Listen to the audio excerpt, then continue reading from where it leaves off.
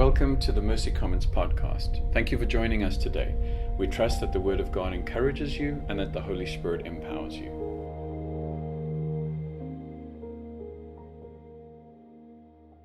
Well, good morning, Mercy Commons. My name is Chris. I'm one of the pastors here, and I'm so honored to be bringing the Word this morning and thankful for the way that you have been serving and giving and participating in this season. It has been kind of a ride, honestly. It's been kind of all over the place. But I love the rhythm of this morning, having time just to dive into God's Word, and in the evenings, celebrating Him, praying together, worshiping together. And so I have the honor of continuing our series in Ruth today, which is focused on God in the shadows. This idea of God being present even when we don't see Him. And last week, Sean did an amazing job leading us through chapter 3, where we saw Ruth being honored by Boaz. In a moment where she could be taken advantage of, Boaz instead honored her, blessed her, gave what she needed to go on. So we get to this part of the story where Ruth asked Boaz to marry her, but we learn about a little detail that's a snag in the story, that there's another redeemer, someone else who comes before Boaz, who actually marry Ruth. And so we get to the apex of the story, where everything is on the line. At this moment, Boaz is going to go and see if he can redeem Ruth. And if this redeemer wants Ruth and Naomi's land, then it's game over. But if things go his way, Ruth and Boaz can be together, and the story is going to end on a happy ending. And so today we get a master class of how Boaz navigates this idea of justice. And we get to see how he handles this challenge in a way that's both godly and honorable. And so we're going to pick up the story in Ruth chapter 4. Ruth 4 in the ESV says, "Now Boaz had gone up to the gate and sat down there, and behold, the Redeemer of whom Boaz had spoken came by. So Boaz said, 'Turn aside, friend, sit down here.' And he turned aside and sat down. And he took 10 men of the elders of the city and said, 'Sit down here.' So they sat down. Then he said to the Redeemer, 'Naomi, who has come back from the country of Moab, is selling the parcel of land that belonged to her relative Elimelech.' So I thought I would just tell you of it and say, 'Buy it in the presence of these sitting here, in the presence of the elders of my people. If you redeem it, redeem it. But if you will not, tell me, that I may know, for there is no one beside you to redeem it, and I come after you.'"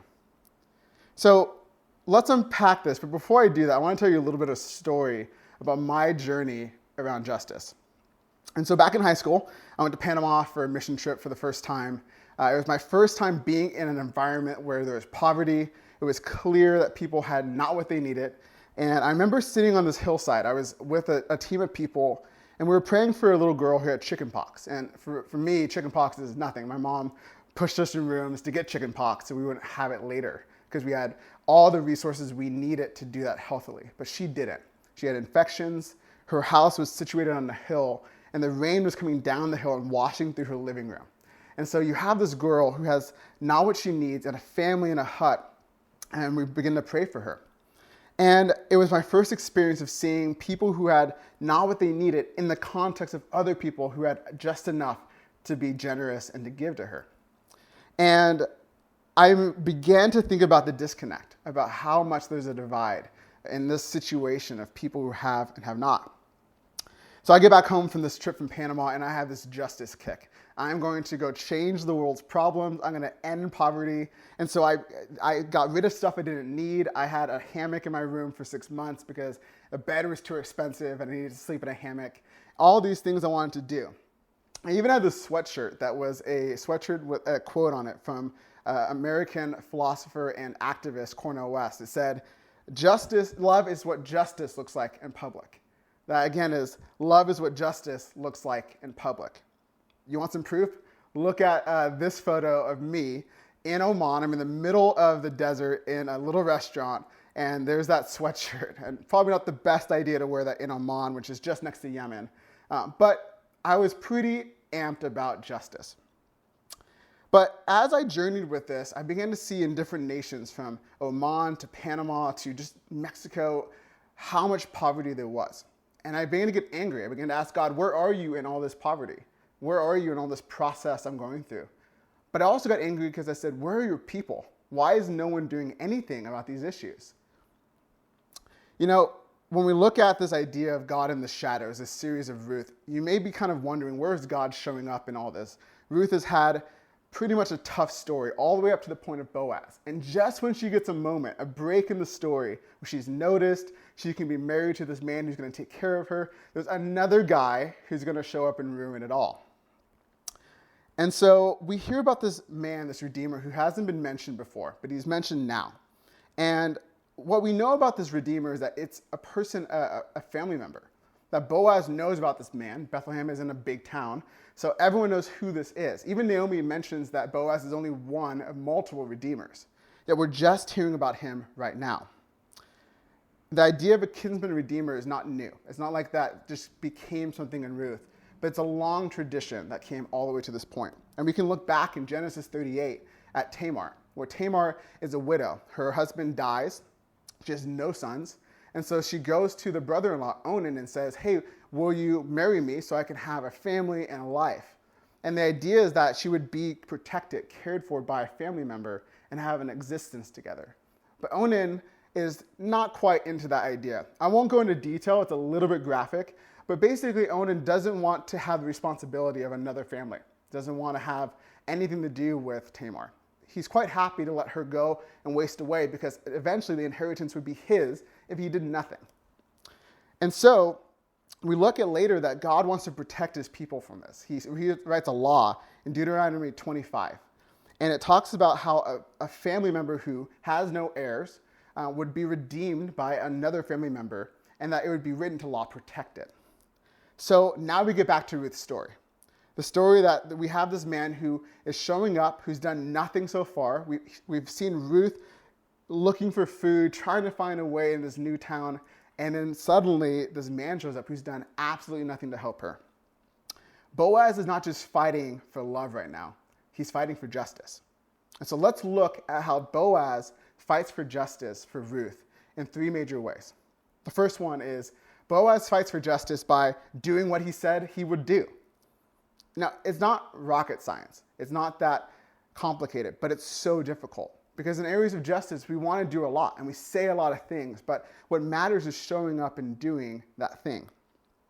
In the previous chapter, in chapter 3, Boaz, when he learns about this idea of marrying Ruth, is saying, look, I'm going to go the next day. I'm going to go this morning, and I'm going to go find the guy and ask him. And in chapter 4, the first verse, guess what? He's at the city gates looking for this guy. He's immediate. Jesus talks about delays. I think in terms of this idea of movements and the idea of having justice in our city, what actually kills movements around justice is not opposition all the time, but it's actually delay. Jesus warns in Luke's account of his gospel, he says, this man came to him saying, I want to follow you, but let me go bury my father first. Let me go take care of that. The context is that man who wants to bury his father's probably still alive. What he's saying is, let me get all my resources together, my inheritance together, like Onan, and then I'll come follow you when I'm financially secure and my plan is perfect. And Jesus' response to this man is kind of brutal. He says, no one puts his hand to the plow and looks back is fit for the kingdom. What he's saying is, in the distractions of our world, the kingdom requires focus. It requires reaction. It requires being front-footed. And the demand of justice, of a kingdom of justice, is not distraction, but focus. In today's culture, distraction and delay are one of the greatest threats to justice and doing justice in our city. There's a saying in our legal system by the late Prime Minister of England, William Gladstone. He says that justice delayed is justice denied. MLK, centuries later, quotes him in his letter in Birmingham. He's in prison. He writes this letter and says, justice too long delayed is justice denied. See, with Boaz in the situation, as he's fighting for justice, fighting for Ruth, he doesn't delay. He doesn't let time pass when it's convenient, when it's less awkward. He shows up and he fights for her and doesn't delay. He doesn't hesitate. He knows what is right and he does it. Speaking of our justice system, the second thing we can learn from Boaz in terms of fighting for justice is to follow God's order of justice. There's a lot of things we want to do when we're passionate and we want to change everything, but there's a way and an order that God has established around justice that's biblical. So looking at this, if I was Boaz, I would probably just run the guy out of town. It would be a lot easier just to make him disappear, and probably no one would say anything. But Boaz does the opposite. He doesn't take justice into his own hands. He shows up in a way that has been structured by God. And so we're going to dive into how he does that. So Boaz goes to the city gates in this chapter. So what's the importance of that location? Why there? He could go anywhere else in the city. Why the city gates? Well, the city gates represented the court system of Israel. The idea of the court for us is kind of different, but the gate was where a lot of traffic would go by. Everyone would kind of go in and out. And the elders of the city would sit at the gates. And in most instances, when you gathered the elders for a meeting, it was not a good thing.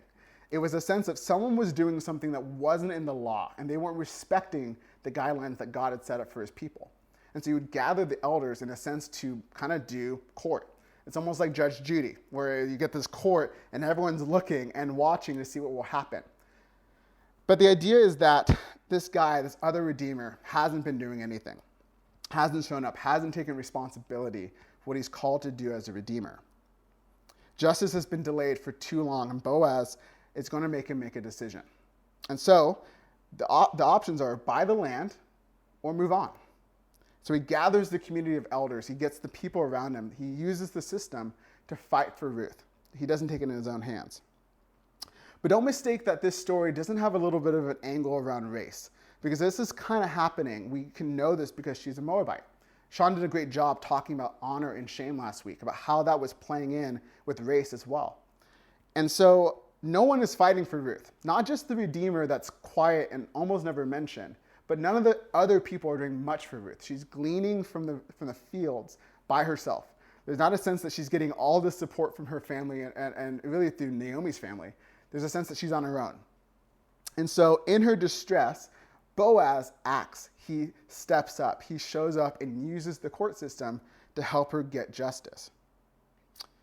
In light of the deaths of George Floyd, Breonna Taylor, Ahmaud Arbery, our nation has been awakened to the reality of injustice and racially charged injustice today. And it's still impacting our communities now as we go through this process of looking at our cities and our people and saying, where are the areas where God is awakening us to respond to injustice? You know, in a sense, what has hurt me the most in this process is that it's been justice too long delayed. That this idea of there's been these crimes that have just been waiting and sitting. But now we're awake to it. Now we're saying, this is happening more often. What can we do? In my life, I had to wrestle a little bit with this. I needed to sit with this and understand my own journey. And it has been a journey of my own experiences with this, my view of the world and justice, and even my wrestle with God, saying, where are you in this process? There's so many voices, so many things we could do, but where are you at in this? What are you calling us as a community to do? As an elder team and as a church, we've been praying about this. We believe that justice is something God has called us to do as Mercy Commons, that there's a mercy that is for everyone. And so we've hosted events like the Commons. We're actually gathering leaders soon to talk about deeper training around how do we navigate this issue of injustice and inequality? How do we respond to people, even beyond just African Americans in our community, but even just the races that represent Fullerton, who don't have access to some of the education they need or some of the resources, especially with COVID, which has highlighted this disparity between groups of people. How can we be a bridge that connects those people? It's a lot, and we believe that God has called us to respond, but to use the system around us, to use the system that is here to leverage it for the glory of God, for his kingdom. Not waiting, not sitting back, but prayerfully, biblically using justice. It's a long journey. It's not something we're going to solve tomorrow. But what we believe is that if we're aware, if we're awakened to what God's doing, we're responding ourselves. We are inviting our neighbors and asking them what they need. We show up in ways that are practical, that God is going to use that to renew the city. And that is something that we're called to do. It may not be massive. It may not be entirely earth-shattering. It may not be newsworthy, but it's something we believe is worth it. And we see that Boaz is modeling this for us in Ruth, that he's using something that's not very flashy, but it's a city gate, some elders, and a process that will net justice.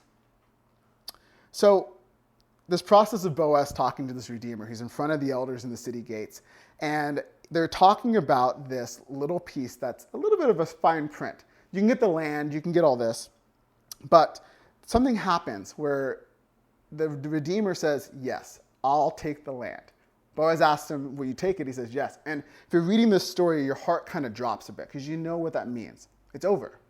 This Redeemer is going to buy the land and therefore get Naomi and Ruth.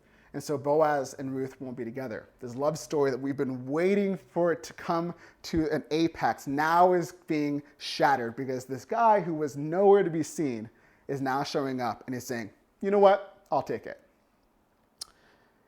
But Boaz is wise. He leads with the land. And then he adds a little bit to this and says, well, great, I'm glad you're going to do that. But in order to get the land, you also must marry Ruth and take care of Naomi. And the crowd is listening to this guy. They're considering this with him. He's in front of a crowd. So imagine the pressure. He's just said, I'm going to do this. And now he's hearing that also means that you're going to continue Ruth's family line. You're going to take care of Naomi. You're going to feed them. You're going to protect them. You're going to do justice for them. And in verse 6, the Redeemer says, I cannot redeem it for myself, lest I impair my own inheritance. Take my right of redemption for yourself, for I cannot redeem it. So in this third part, we realize another element of justice is we fight for justice through radical generosity. We get the real truth about this Redeemer. When he's put into a corner, forced to make a decision, and has to consider his own wealth and well-being, while also these other people who need his help, he makes a decision for himself. He says, I can't redeem this land or these people because it's going to hurt my inheritance. It's going to hurt my future. It's going to hurt my wealth. He's kind of like Onan, honestly. Onan, same thing. I'm glad to take what I want, but I don't want the responsibility because that may mean that I don't get the inheritance. Because what happens is if Onan had kids with Tamar, Tamar's kids get the land. Radical generosity is not popular, but it's vital as we fight for justice for people around us. Tim Keller, in his book, Generous Justice, wrote, there's an inequitable distribution of goods and opportunities in this world. Therefore, if you've been assigned the goods of this world by God, and you do not share them with others, it's not this stinginess, it's injustice. The idea is that when you have the opportunity to use the resources that God has given you, and you don't give of them, you're not just being stingy, you're actually doing injustice.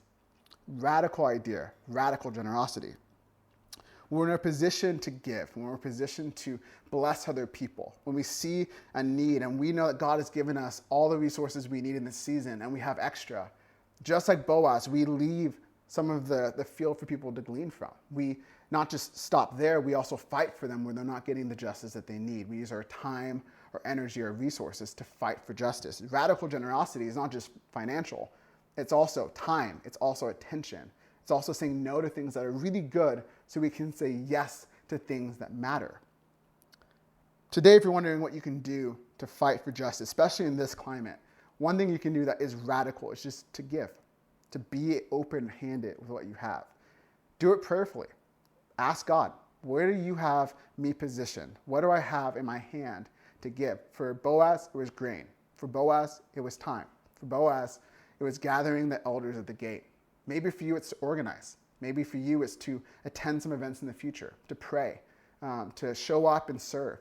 As we begin to consider reopening to our city, how can we invite our neighbors to experience the mercy of God afresh today?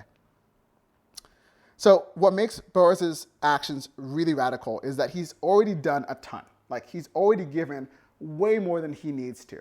And now he's at the gates making this meeting happen. The interesting thing about the context is the law around this is actually that the woman would go fight for her rights. That if she was being withheld from, that she would show up at the city gates, they would drag this guy in. And I'm going to just read you what the verse says to do. Deuteronomy 25:8 says, then the elders of his city shall call him and speak to him. And if he persists, saying, I do not wish to take her, then his brother's wife shall go up to him in the presence of the elders, so the widow, and pull off his sandal off his foot, and then spit in his face. Okay, that's pretty brutal, that you get pulled in front of your best friends and everyone around you, and this woman takes your shoe and then spits in your face. Kind of strange, but it's here. And then shall answer and say, so shall it be done to the man who does not build up his brother's house. And the name of his house shall be called in Israel, the house of him who had his sandal pulled off. Instead of Ruth pleading at the gate for her own justice to do this whole thing, which would have been crazy for her, Boaz goes in her place. He stands and makes an oath and buys the land and marries Ruth. And we get to see how that ends in the next chapter. But instead of waiting for her sandal to be taken, he gives it freely to Ruth. When you read this story, it echoes of Jesus everywhere. We've been talking about how Ruth and Boaz, and really Boaz is the story of a greater Boaz coming. But it's the story of God unfolding in the lives of this little insignificant town in the middle of a famine. See, our story is baked into this. We are made to be in relationship with God, a provider and a protector. In the garden, there was no hunger. There was endless resources for us. And God gives us two commands: to have dominion over the land and to create families, to have land and to create families. But Adam and Eve wanted to do it their own way. They saw themselves being unjustly constrained, that it would be not enough for them to follow what God had commanded them. They need to take what's theirs to maximize their inheritance themselves. And so they rebel against God. And our father Adam, instead of owning his mistake, instead of honoring and protecting his wife, blames her. This woman who you gave me this fruit. The direct consequences is not a coincidence. It's the land and the family are cursed. The idea that what we were made to do is now difficult. And it's not a coincidence either that in this story, Ruth has two things redeemed. Naomi's land is given back. We're just going to see that. And a family can be possible now because of Boaz's generosity. And that's just one family. We follow the story later into Jesus' story, and Jesus is the better Boaz and redeems a people, not just a family, but an entire people out of spiritual poverty and oppression. In Matthew 28, Jesus is before the temple courts, and he's the Redeemer who's going to come and redeem humanity. But the people, instead of honoring him like Boaz, drag him in front of the city gates, really the court there, and they began to accuse him of blasphemy, of perpetuating injustice. Instead of treating him like an honorable redeemer, they treat him like an imposter. Jesus fights for inequality by showing up to this spot. He makes his way. He doesn't hesitate. He sets his face knowing this would happen.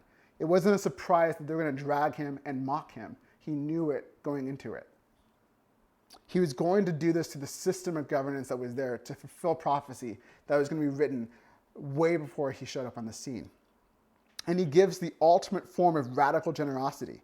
He didn't just give a sandal. He ends up giving his life. And he will not stop at just redeeming people as they are. He's going to redeem the land itself as well. We know that Jesus will return and restore all things to himself. This Redeemer, this better Boaz, shows up on the scene, and he saves us. Like Ruth, we brought nothing to the table. Boaz benefits still. Boaz gets land out of this whole deal. Jesus shows up and gets nothing. He's honored later, but in this moment, there's nothing for him to gain in this. If you look at it from the outside, not knowing the story, why would this guy show up and redeem these people who hate him? But he does. What motivates Jesus is love. If we're to be people of justice who follow the footsteps of our Creator, our justice must be driven by love. And love for God and love for neighbor. Dallas Willard, in his book, Knowing Christ Today, wrote, "Justice without love will always fall short of what needs to be done. It will never be as good as it should be. Justice without love will never do justice to justice, nor will love without justice ever do justice to love." It's a mouthful, but the idea here is that what will sustain us is love. When we fight against racism, it's his love that sustains us. When we stand for the widow, it's his love that drives us. When we protect the poor, it's all motivated by love. And a love that comes from a soul that's been redeemed by a God who has saved us. And so when you're fully loved as you are, the response is to do something. It's action. The response is generosity. The result is justice. So I go back to that shirt from my time in Oman, where the words on the little jacket said, "Justice is what love looks like in public." Mercy Commons, as we engage our city, let's demonstrate justice by loving our neighbor. but loving God to love this city well. Thank you for listening to the Mercy Commons podcast. If you enjoyed today's content, please rate us and hit subscribe. And if you'd like to learn more about us, visit our website at mercycommons.church.